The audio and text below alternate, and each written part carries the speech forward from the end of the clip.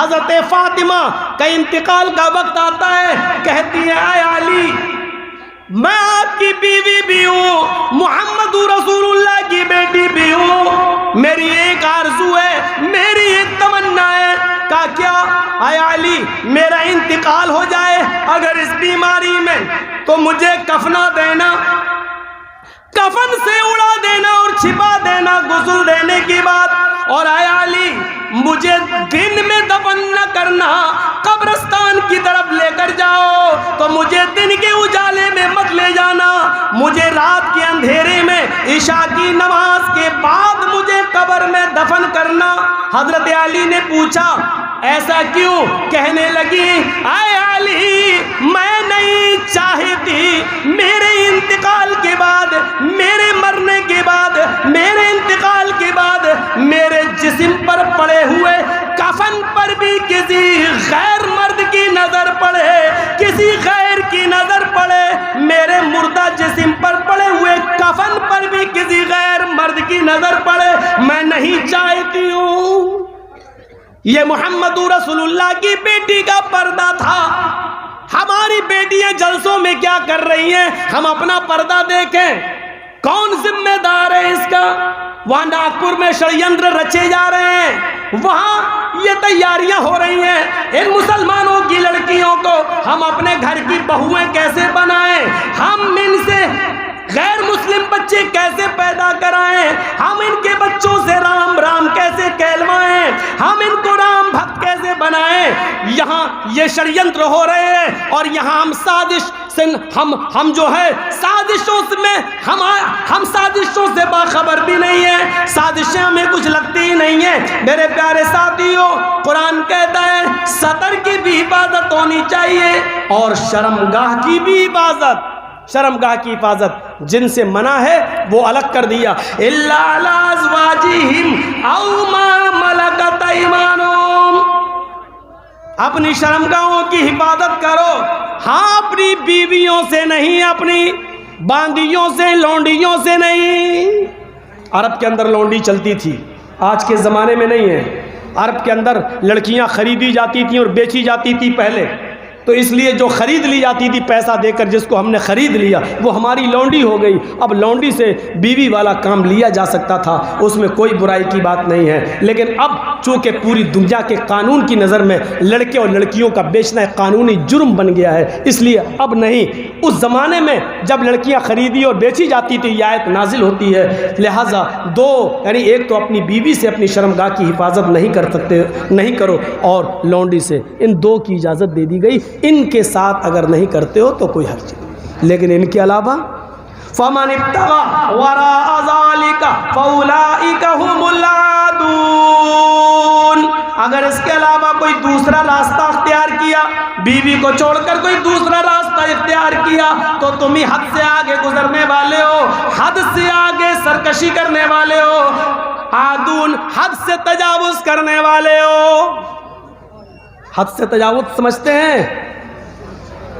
Boundary को cross करने वाले हो, लाइन को क्रॉस करने वाले हो। फेसबुक, व्हाट्सएप, मैसेंजर, इन चीज़ों ने जहां कुछ फ़ायदा किया है तो बहुत नुकसान भी किया है। आज तो ये बहुत अच्छा ज़रिया बन गया है, जुड़े हुए हैं लोग, और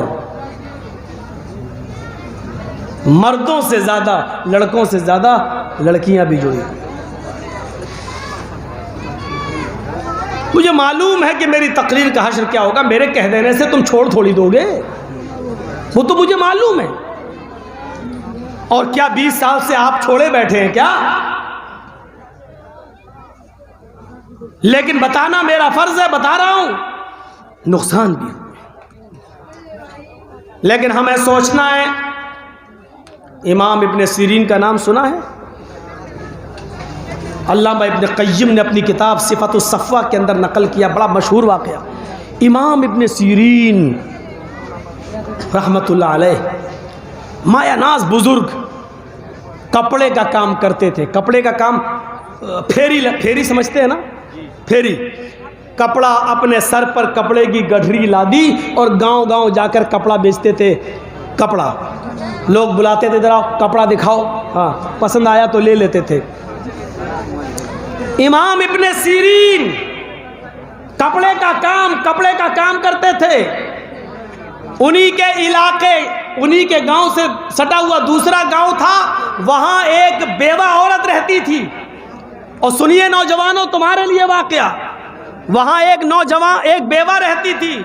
जवानी में ही उसका शौहर इंतकाल कर गया था। उसकी लौंडियों को, उसकी खादिमाओं को अपनी मालिकन की नीयत बद का पता था कि हमारी मालिकन बदचलन है, बैड कैरेक्टर है, मालूम है। उस बेवा औरत ने अपनी लौंडी, अपनी बांदी से ये कह दिया था, अगर कोई नौजवान और खूबसूरत लड़का तुम्हें दिखाई दे तो उसको किसी तरह मेरे घर तक पहुंचाओ। तो उस लौंडी ने इमाम इब्ने सीरीन का नाम पेश कर दिया। बड़े खूबसूरत हैं, बुजुर्ग हैं। बुजुर्ग का मतलब ये नहीं होता कि बुढ़ा हो। बुजुर्ग का मतलब इल्म के अंदर बुजुर्ग हैं, बड़े हैं, बहुत पहुँचे हुए आदमी हैं और हैं बहुत खूबसूरत और कपड़े का काम करते हैं। तो कहा ठीक है, उनको कपड़ा ये कह दीजिएगा कि तुम, हमारी मालिकन आपसे कपड़ा खरीदेगी। ए भैया, जिसको उठ के जाना हो यहाँ से चला जाए, ये बीच में खड़े होकर डिस्टर्ब मत करो। सर्दियों के दिन में जब 1 बजे टाइम देंगे तो यही हाल होगा ना। आप तो फिर भी हिम्मत वाले बैठे, कल तो 1/4 चले गए, 1/4 रह गए थे, चौथाई बकिया सब चले गए थे, उठ के बहुत ज़्यादा थे। लेकिन इतनी सर्दी थी कल कि जब तक़रीर ख़त्म हुई तो 1/4 ही रह गए, सिर्फ चौथाई। सुनिए, उसकी मालिकन ने कहा कि उनको लेके आओ और कह देना कि मेरी मालिकन कपड़ा खरीदेगी। इमाम इब्ने सीरीन जब उस गांव से गुजरे तो उस बेवा की खादिमा ने, बांदी ने कहा कि हमारी मालिकन आपसे कपड़ा खरीदेगी, वो आपको बुला रही है अपने घर के अंदर। ये जाते हैं कि चलो कपड़ा खरीदना तो अच्छी बात है, चलो मैं तो कपड़ा बेचता ही हूँ, चले गए। घर आ गया, दरवाज़ा खोला, बांदी ने, लौंडी ने कहा देखिए मेरी मालिकन है, उनके कमरे में मेरी एंट्री नहीं है, आप जाइए, मैं यहीं तक हूँ। उन्होंने दूसरा दरवाज़ा खोला, आवाज़ आई आ जाओ, दूसरा दरवाजे के अंदर भी चले गए। देखा एक और दरवाज़ा है, कहा उसको खटखटाया, कहा जाइए अंदर। उन्होंने उसको भी खोला, अंदर खूबसूरत औरत सेक्सी कपड़े पहने हुए बैठी हुई। ये अपने कपड़े की गठरी खोलते हैं, जी बताइए मैं और कौन सा दिखाऊं, उसकी तरफ देख ही नहीं रहे हैं। नेक आदमी सीधे साधे, हाँ ये देखिए। अब वो देख के कहती हटाओ ना, अरे सुनो ना, दिल लगी की बातें करने लगी। और ये बेचारे कपड़े की गठरी खोलते खोलते खोलते खोलते थक गए। उसने कहा अरे बंद करो, जितने का तुम्हारा कपड़ा है उससे ज़्यादा मैं तुम्हें पैसा दे दूंगी। तो कहें क्या मतलब है? तो डायरेक्ट बोलती उदनु मिन्नी, मेरे करीब आइए, इशारा है मेरे साथ मुजामियत कीजिए। और वो हाथ पकड़ के खींचने लगी, हट। उन्होंने कहा देखो मैं शोर कर दूँ, लड़कियों के पास यही चारा है, मैं शोर अभी कर दूंगी फिर क्या होगा? बड़ी अजीब हो, ये मर्द की ज़ात भी बड़ी अजीब है। औरत और मर्द में अगर लड़ाई हो जाए रास्ते में, और मर्द अगर किसी औरत को मार दे तो क्या कहेंगे? बड़ा जालिम मर्द है। एक लड़की को मार रहा है और लड़की किसी मर्द को मार दे तब भी क्या कहेंगे? ज़रूर इस कमीने ने कुछ किया होगा तभी मारा है। दोनों सूरतों में बेचारा मर्द ही पिसता है, हर हाल में। यही हाल वहाँ था, क्या करें? उसने कहा करीब आइए ना। अब इतनी जल्दी भागे कैसे? ये शोर करने के लिए तैयार। इनके दिमाग में एक आइडिया आया। सिफत उस सफ़ा में अल्लामा इब्न क़य्यिम ने नकल किया। इनके दिमाग में एक आइडिया आया, कहने लगे अच्छा ठीक है, तुम जो चाहती हो वो मैं पूरा करने के लिए तैयार हूँ, लेकिन मुझे बहुत सख्त क़ज़ाए हाजत की ज़रूरत है, लैट्रीन लग रही है, मुझे पायखाने की ज़रूरत है, लैट्रीन की।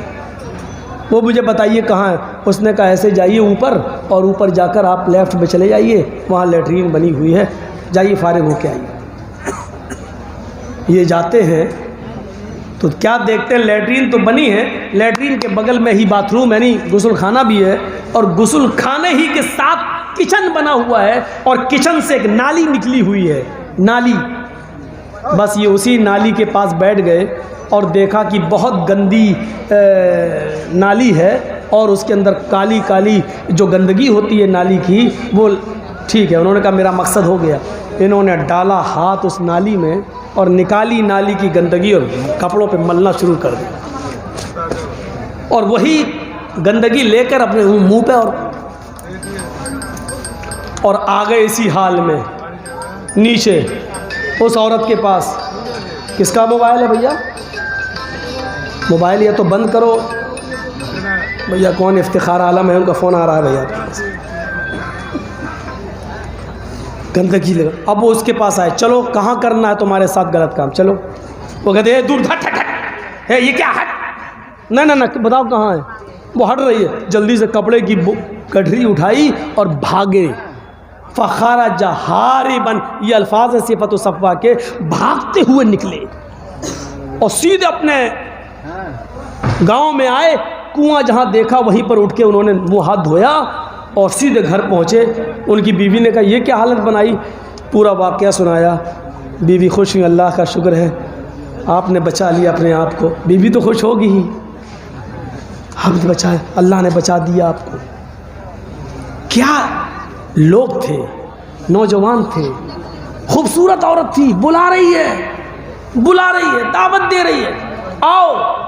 और अपने आप को जिना से बचाने के लिए नाली की गंदगी इन्होंने अपने जिस्म पर मल ली, चेहरे पे मल ली, लेकिन अपने आप को गुनाह से बचा लिया।